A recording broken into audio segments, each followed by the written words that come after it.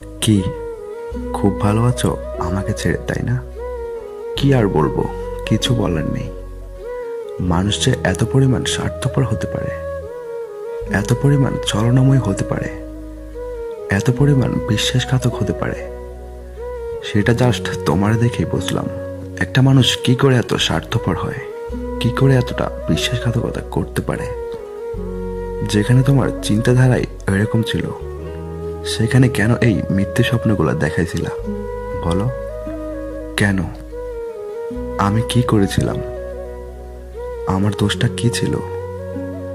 আমি তো শুধু তোমাকে পাগলের মতো ভালোবেসেছি। আমার অন্যায়টা কি ছিল?